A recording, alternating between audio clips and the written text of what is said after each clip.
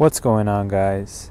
Hope everyone's doing well. Today I wanted to do something a little different. I wanted to do a little walk around of my 2000 Jeep Wrangler TJ 4-liter inline 6. If you've been watching the channel, then you've seen this guy in action. If you haven't yet, come on, yo, we gotta subscribe. So the intent of today's video is just to walk around, show you some mods I've done. Hopefully this inspires you if you're thinking about buying a Jeep or if you're just thinking about modding your TJ. So I'm going to try to go over everything. Forgive me if I miss any of the mods here. Very lightly and modestly modded, so budget definitely in mind with preference towards quality when possible. So getting started in the front end, I guess it's pretty busy up front, but we have Quadratec Gen 2 stealth headlights. I did an install of that. You see that in top right corner. Pretty good headlights. They are mid-range in terms of price, but I wanted something that had warranty, that wasn't super cheap, but I also didn't want to pay a ridiculous amount. Very happy with them so far. Very easy install. Just below that, you'll see my EAG, aka Amazon Special front bumper. I'm trying to get closer here, but this comes with lights and a plate for the winch. I ordered this immediately following the day I got stuck off-road. Also a video you can see here. Now just atop there, you'll see the 10,000 pound Smitty built winch. I do have a license plate folder here to stay legal here in Mass with our front plates. It has a full synthetic setup, the rope, and like I said, it's a 10,000 pound winch. It's helped me out in a few situations, primarily pulling out trees in front of us. Yeah, I like it a lot.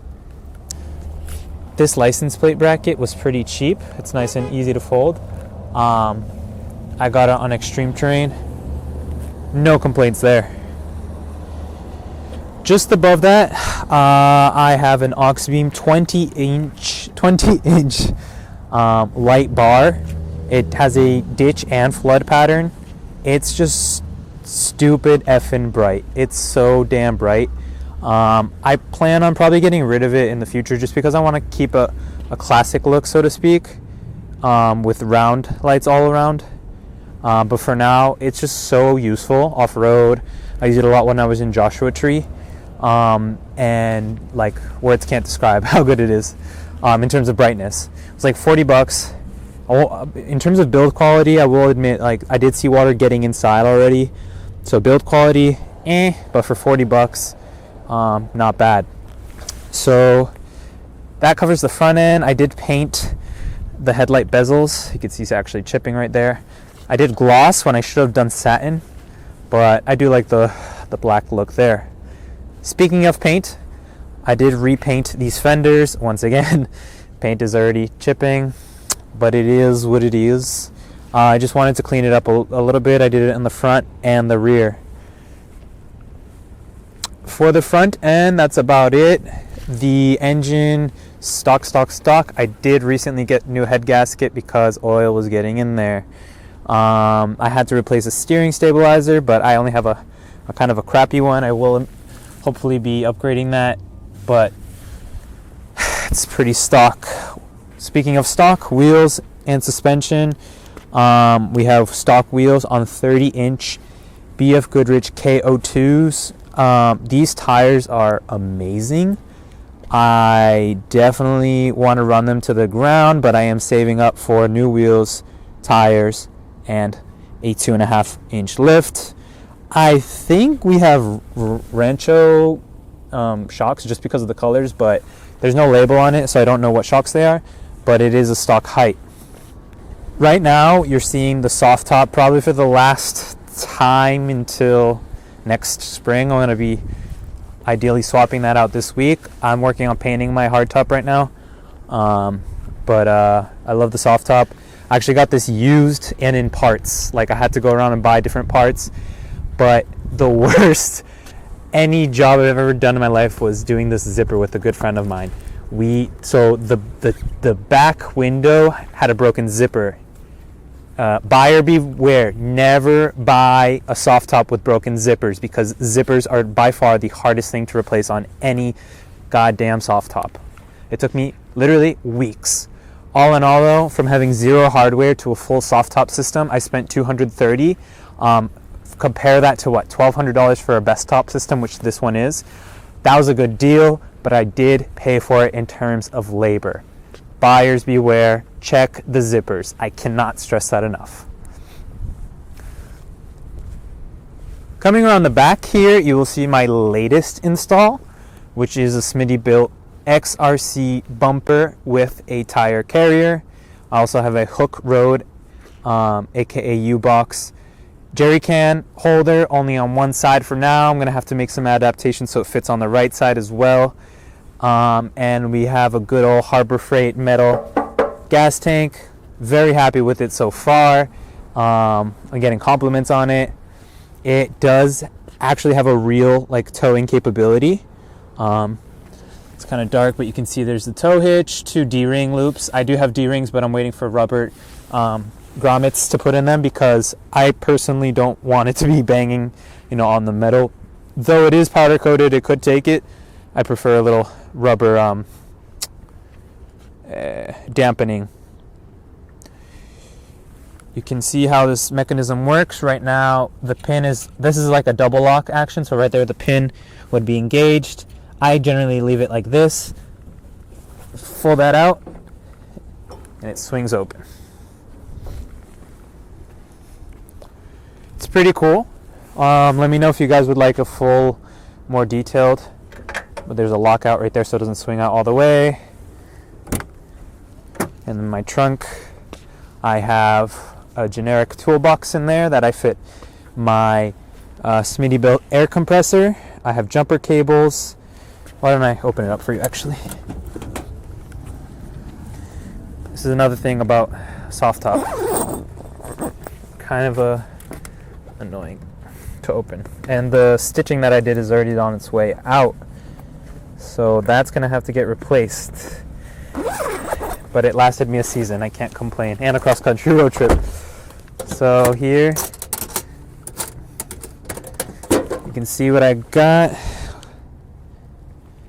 We just got some basic tools here. I have a wrench set there, some pliers, box cutter, gloves, some adapters. This opens up.